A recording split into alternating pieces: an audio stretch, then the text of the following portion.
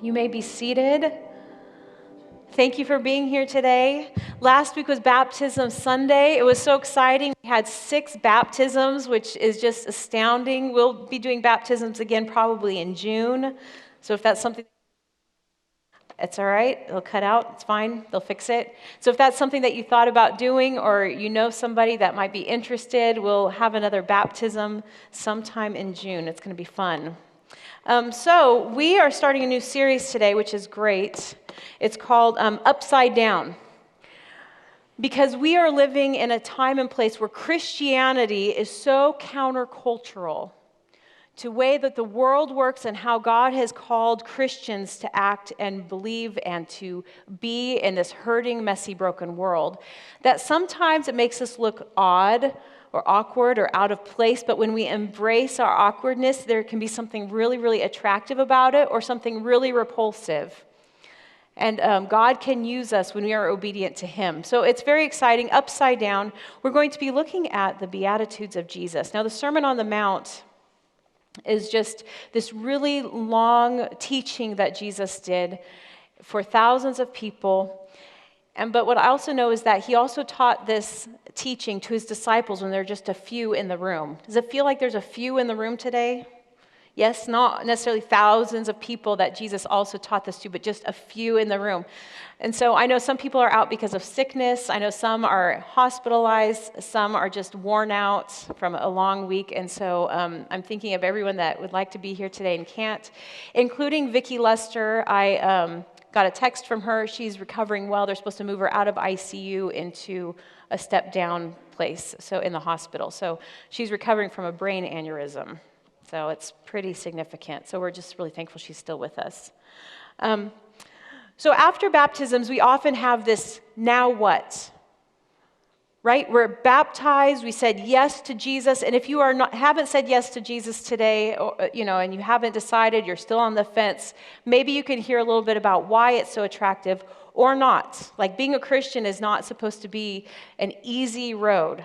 It says that the road is narrow. And how do we get to the kingdom of heaven? And so often after baptisms, we have this now what? What do I do? After I say yes to Jesus, after I decide that I'm going to turn around and start obeying Him, what does it look like for me to actually be a Christian? What does it look like? So the Sermon on the Mount, it was one of Jesus' earlier teachings when He sat down, but it was one that was repeated over and over and over again. And this is in Matthew chapter 5.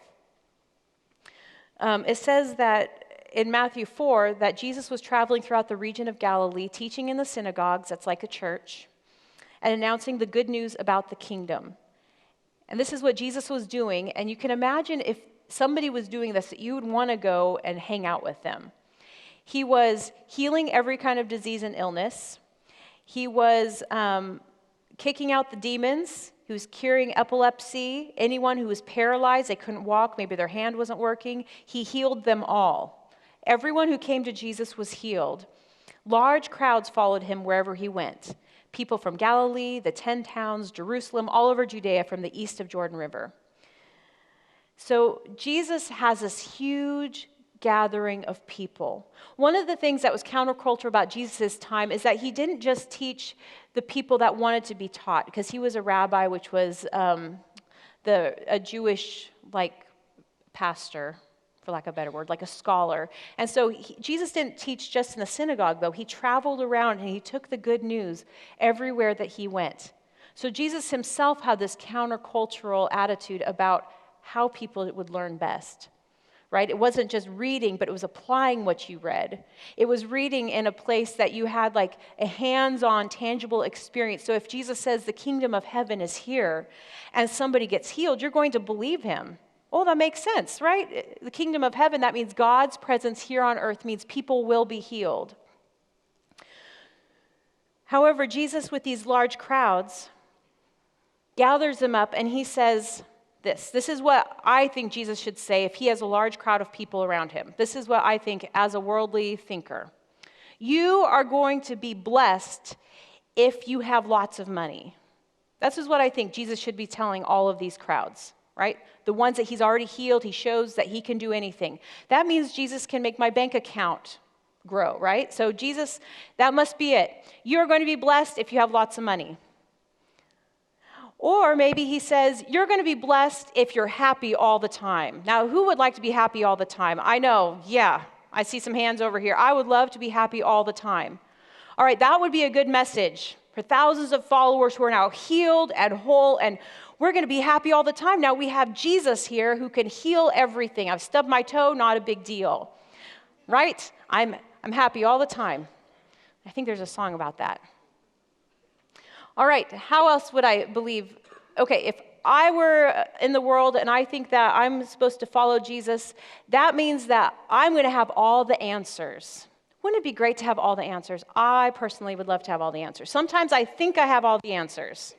I do not. You can only know so much about anything, right? But I know an awful lot about how to fix all of your lives. It'd be nice to have all of the answers. So I'm going to be blessed by God, and I'm going to have all the answers. You can come to me, ask me anything. Okay, so Jesus gets up. If you have on a mountain, now good things happen on mountains. This is my side note. Good things happen on mountains. This is where Moses, Mount Sinai, that's where Moses got the 10 Commandments. Good things. He heard from God. Right? Fire. But only Moses could go up there. Now Jesus is sitting on the mountain, and everybody can approach him. The presence of God was approachable. This is going to be good. All right, I'm just going to look at the first three. How is God going to bless his followers? New Living Translation, 5 verse 3. God blesses those who are poor and realize their need for him, for the kingdom of heaven is theirs. All right, he's already not getting it right. God blesses those who mourn, for they will be comforted. God blesses those who are humble, for they will inherit the whole earth. Okay, this doesn't sound anything like the Jesus that I want to be following right now. Poor and realize my need for God. That means that not only am I going to be poor in the bank account, maybe, but also poor in spirit, right? This idea that I have this deep need that can only be filled by one person, and that is God. I realize my need for him. And the kingdom of heaven is going to belong to those who understand their deep need for God. God blesses those who mourn, for they will be comforted. Okay, that means that I'm going to have to be sad for a while. I don't know if I want to be sad, right? And a lot of the culture says today, no, you don't need to be sad. You just need to stay busy and you can forget your sadness. Right? We're going to self-medicate. We're going to do self-talk. We're going to ignore our problems. We're just going to keep going and surround ourselves with people who say good things to us all the time so we don't have to be sad. But Jesus is saying here, God blesses those who mourn, for they will be comforted. And not the kind of comfort that's just like a temporary fleeting, like, okay, I'm over my hump and now I'm going to feel better, but this deep, abiding comfort. God blesses those who are humble. Now, here's the thing. Another translation says meek. And you think about a meek person. There's a few in this room that are meek people. They're kind of quiet and reserved.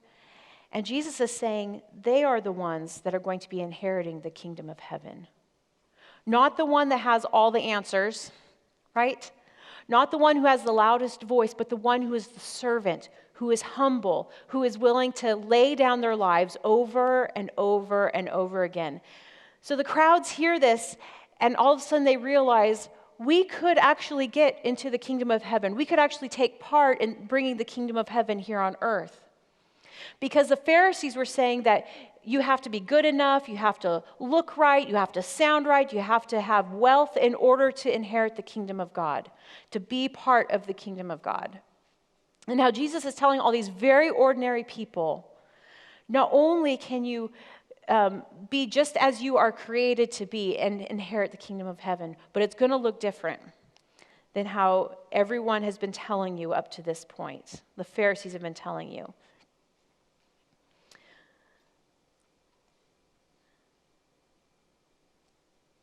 So let me find my place.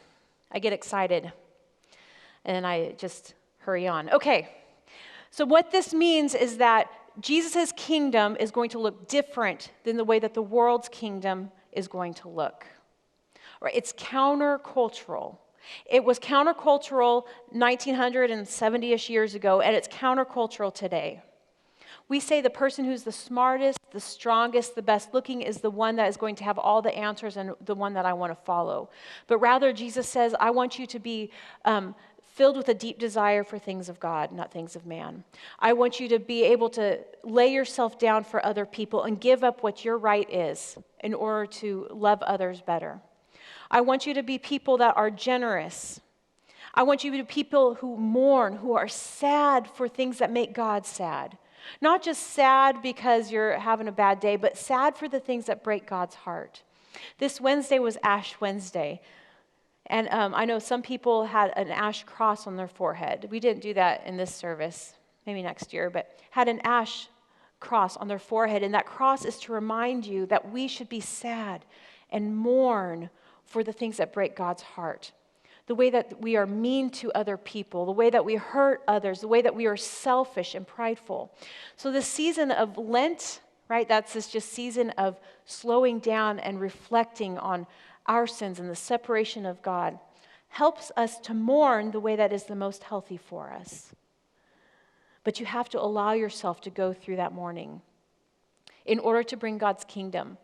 Here's the thing, I would love to be able to bring God's kingdom here on earth the way that I imagine it should be, right? Like, I think it should look like a certain way, but God says, no, if you want to bring my kingdom to earth, you need to do it the way that I say is best for you. We bring God's kingdom through God's kingdom's means, like his way of bringing it. We must bring God's kingdom through his kingdom means, not ours. The church today, and there are some churches that don't behave properly, and I'm not judging anyone. I'm not saying that we have all the answers, because as soon as we say we have the answers, like all of a sudden we're people that God is not going to be able to bless, right? So we're still in humility, we say. Some churches pick up a sword along with the rest of the world and they join the fight. Right? They want to say, okay, there's this bandwagon going by and I have all the answers and I know how to fight that issue. And so they come in swinging with the sword. And sometimes the sword of the Lord is wielded by Christians who are not coming in humbly trying to divide the truth with love, but rather coming in swinging to bring down people to their knees instead of bringing them to the God's kingdom. So it would be easy for the church to get us sucked into this. Join the fight. Let's argue. Therefore, the church has got to go on attack. Let's join the chaos and add to other people's wounds another wound from the church where we point out everything wrong and we nitpick them and we say, we're just going to fight, fight, fight. The other response that some churches, and Church of God 100 years ago did this a little bit too much, is they stuck their head in the sand and we're just going to check out. They just checked out. I don't even want to address any of the problems. Now, there are seasons in my life where I cannot look at the news because it is so depressing. And I'm not saying that you need to go on the news all the time and just dig into what all the political stuff or all the world's problems are. But there's this response from the church where they say, the problem is too big, I'm just going to check out.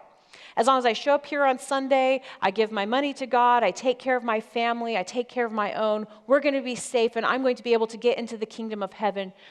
Me, myself, and I. We stick our heads in the sand and we kind of ignore the problems around us. And there's got to be a better way.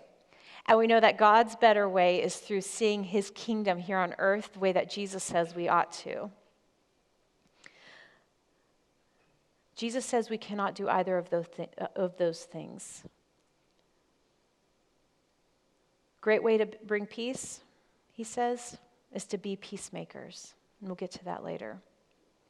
What do we do when the seasons of global cultural tensions are so high and we need to respond in a healthy, godly manner?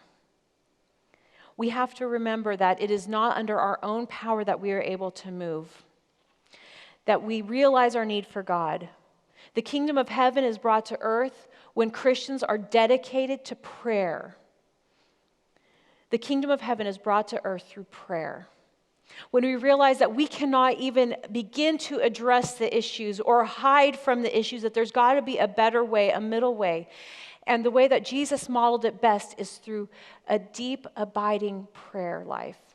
It's not just in the morning I pray and at night I pray, but it's Every day, every minute, every breath, it's Abba, I belong to you. Abba, you see these problems that I'm having. You've got to get me through them.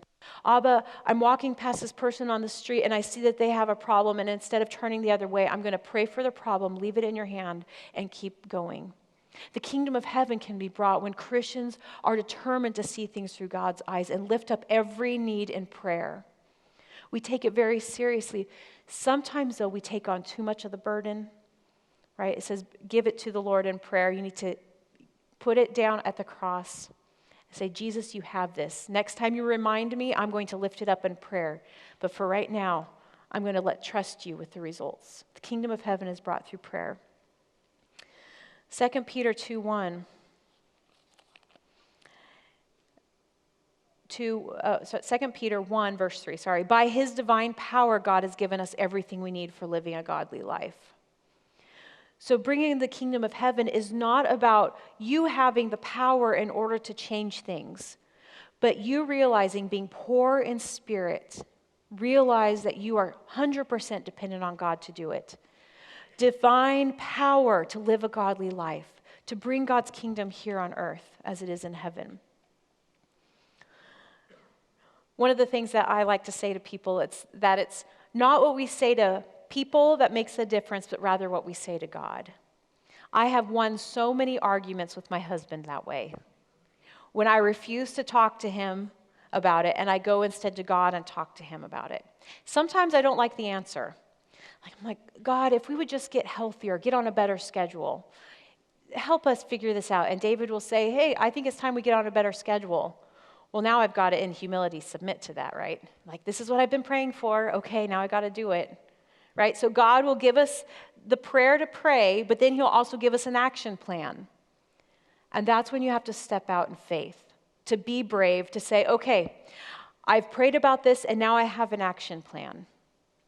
What is it on your heart that you are almost afraid to lift up in prayer? Because once God starts answering, that means you are going to have to start moving outside of your comfort zone. I'm really glad that we sang the new song today, that Brave, right? You called me out upon the water where the waves are coming. And it's not going to look like what you think it is. The kingdom of heaven doesn't look the way we think it is, but it starts with prayer. All right, number 2, the kingdom of heaven is revealed in our actions. Okay, so some of us, we are so heavenly minded that we are no earthly good. I think the great theologian Johnny Cash said that best. We are so heavenly minded, right, that we are no earthly good. In James it says, show me your faith by your deeds. So again, it starts with prayer, and then God calls us into action to bring his kingdom here on earth. What are you afraid of praying over? Because now bringing his kingdom means that you now have an action. And that is how it's going to be revealed. We're going to look at this more next week, how to bring God's kingdom on earth. But we must also, in our actions, understand the value of each and every person. I talked about this a little bit last week. Like, you are not important, but you are valuable. We need to see the dignity of all humans in our actions, right? And I'm talking about the bullies. I'm talking about the thugs. I'm talking about the stuck-up girls and the ordinary people, and I'm talking about the ones that have no money and the ones that have all the money, the ones with no power and the ones with all the power. We need to see each person as valuable and loved by God. And that is seen through our actions, how we talk about people, how we treat people, and how we talk about people behind their backs. Sometimes I know when people have been talking bad about me, now it's been years, because everybody says nice things about me now, by how their children treat me, which means somebody was eavesdropping in the back of the car on the way home from church, and they heard a lot of good, juicy stuff about the Bullocks, and it leaks out. Behind their backs, are you saying kind things? It's going to come out. And maybe not come out in public, but the Holy Spirit has heard you by your actions. We can undermine over and over and over again the kingdom of heaven's effectiveness here on earth because we stopped seeking reconciliation and redemption. Right? We back up from our responsibility to seek reconciliation. Now, if you missed last week's sermon, I think it's going to be online, but I talked about conflict.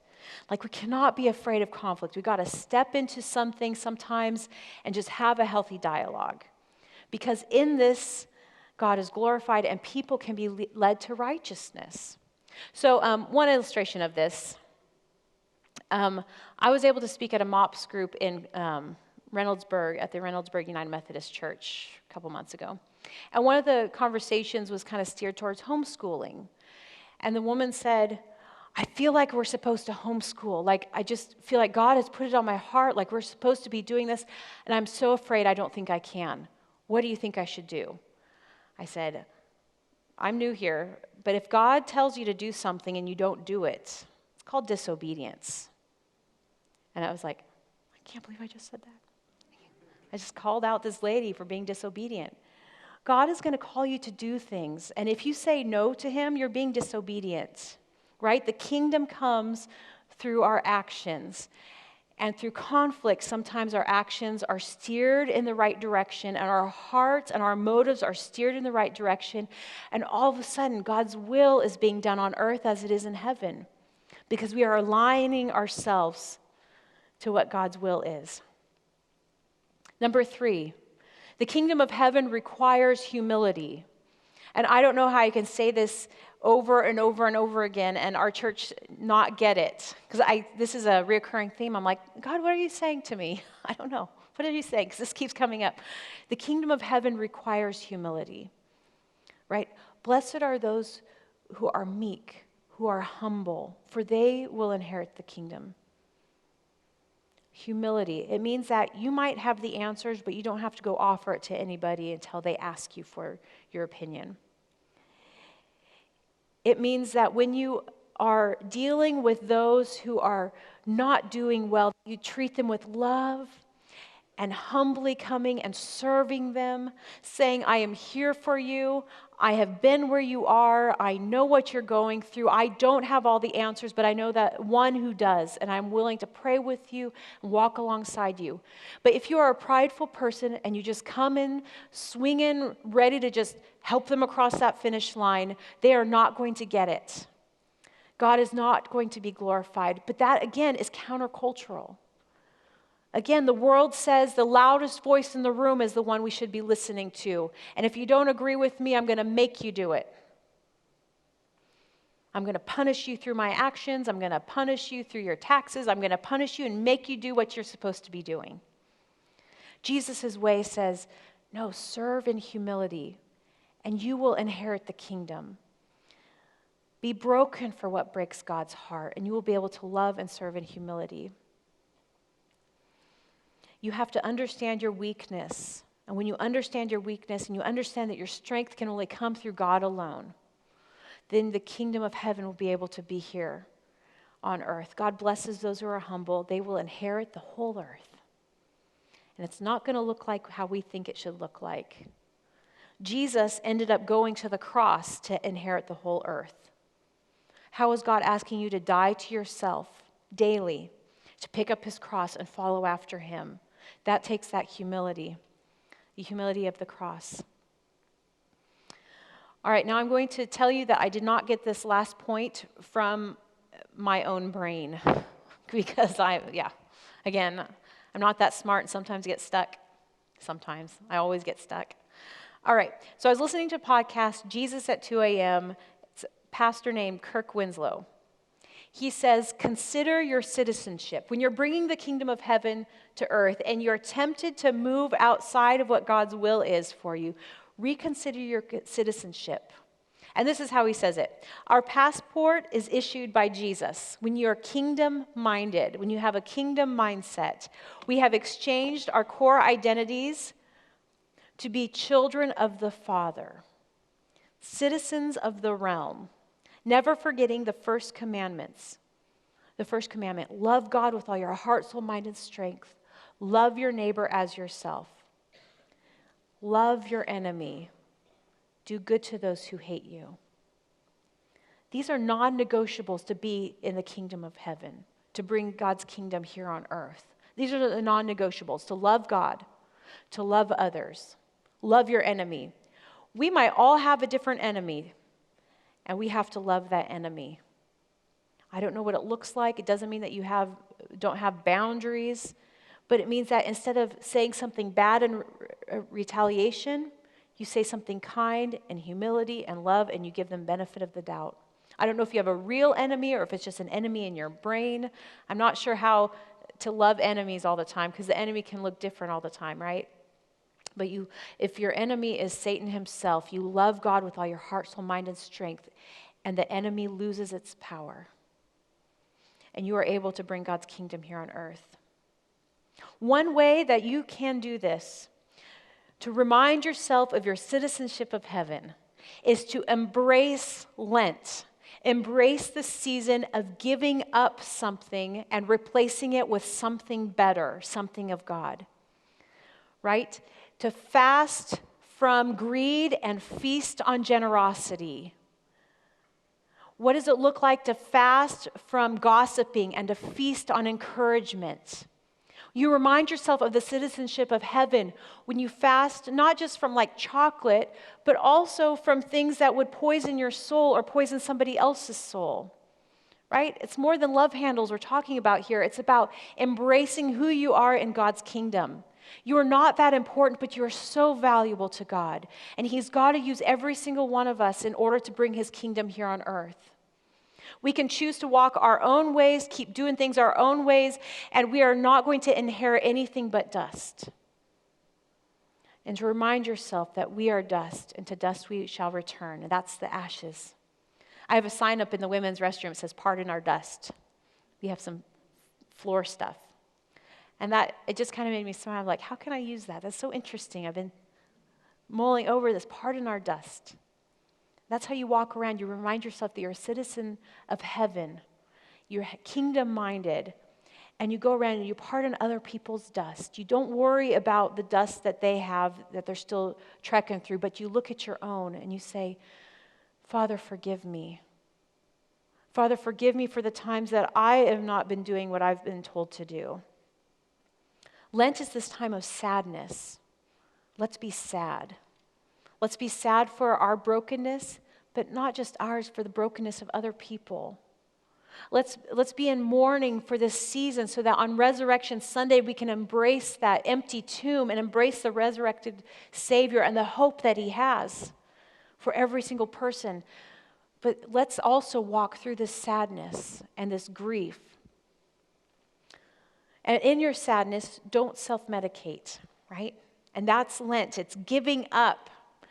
Not to self-medicate with something, but just to be sad, just to sit in quietness and reflection, to talk to someone, to talk to God, to cry, to throw stuff away that you've been holding on for too long as part of your grieving process. Whether it's a picture of somebody that God has taken out of your life because of bad influence, whether it is a box of stuff that's memories from college and God has been saying, you need to throw that away. That's just reminding you of your past, not reminding you of your future in me. What is it that you're holding on to that in your grief and in your sadness for your brokenness and for the brokenness of the world that you need to throw away? And it might not be like a physical thing. There might also be this thing that God says, no, I need you to be kingdom-minded. I need you to start thinking about the future in me and not your past. I need you to start thinking about who you can bring along on this journey. Jesus says in Revelation, behold, I am making all things new. But in order to make all things new, something has to die first. And in fact, there is one of the parables, and Jesus is talking, and He says, unless a seed falls to the ground and dies, that there can be nothing new born out of it. During the season of figuring out this upside-down, countercultural way of living, what do you need to start dying to? Where do you need to realize that you are poor in spirit? Where is the deep desire in your heart to be broken for the things of God? Where are you mourning and sad in order to be broken for the sin in the world and the sin in your family and the broken relationships? Embrace that mourning Because in that mourning and in that sadness, you will be comforted. Blessed are those who mourn, for they will be comforted. God blesses those who are humble, who realize their need for him. Today we're going to be handing out some scripture cards. Every week I'm going to hand you out a different card, and it's going to have the first couple, it'll have just the Beatitudes that we're looking at. And I want you to take this, and I want you to take it home, and I want you to put it somewhere prominent. Maybe it's in your wallet. Maybe if you're reading your Bible on a regular basis, it can be where you left off in the Bible. And just kind of start meditating on it, what it means to be poor in spirit, what it means to be humble, what it means to be meek, what it means to crave the things of God more than the things of this world. And as you walk along thoughtful in prayer, praying God's kingdom here on earth as it is in heaven, you're going to be called into action. And you're going to be able to fast from doing your own thing and feast on doing the things of God. And it's going to be uncomfortable, and it's not going to be a lot of fun. When Jesus said to the crowds, "Follow me, I'm going to give you all crosses to die on," people turned away from him. Thousands of people who heard the good things of God still turned away. It was too heavy for them. They couldn't do it because they didn't understand what the benefits were in the long run. And what are the benefits? You'll be comforted. You will inherit God's kingdom. You're going to see people coming to Christ that you never thought possible. God is going to restore that which the enemy has stolen. And it's not because you are so great or you have all the right answers, but because it is in his divine power. He has given us everything we need for life and godliness. His divine power. So you lay down yourself, you pick up his cross, and you follow after him. And his divine power will give you everything you need to embrace this uncomfortable mission, to love others, to love God, and to see people come to Jesus that you never thought possible. Will you stand with me?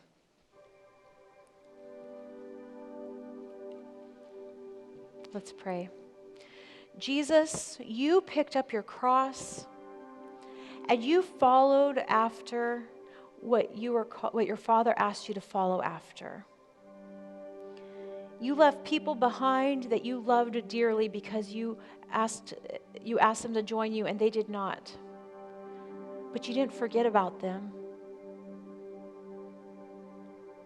Your heart was broken for the things that were broken in their lives too. Jesus, you are the best servant. You were the one that noticed your own need for a relationship with your Father in heaven. Help us to be more like you. Help us to be able to lay down the things of this earth and seek this uncomfortable mission, to go after this upside down kingdom where it doesn't make sense, yet you are beyond space and time and can work everything out for your glory. When we keep doing things our own way, we're going to be lost. When we do things our own way, we are going to be hopeless. When we do things our own way, we will remain sad and we will remain mourning. We will try to fill in with things that are meaningless, are hopeless. Oh God, forgive us. Forgive us for being so closed-minded to what you want to do, to hold on to things too tightly when you're asking us to release it. Stir our hearts. Break our hearts for what breaks yours. Help us, Lord Jesus, to seek after you, after your kingdom. In your name I pray. Amen. We're going to be closing with 2 songs. That is time for you to come over and light a candle as a vow to pray. Maybe there's somebody that you've been thinking about and praying about. Maybe there's a brokenness in your heart and you're like, I don't want to flee from this anymore. I want to start fighting it, but not fighting it the way that the world would fight it. I want to fight it the way God would fight it. Maybe there's something that you need a group of people to be praying over for you. Maybe it's a sickness, maybe it's a struggle, maybe it's a temptation, maybe it's just this commitment in Lent season to give up something in order for God's kingdom to come. I encourage you to go over, write down that request on that sticky note, put it on the cross. We have a team that shows up here faithfully, and they lift up those prayer requests. And they let you know that we care, that God cares, and that we are going to see God's kingdom come. But it's not going to look like what we think it is. It's going to be so much better.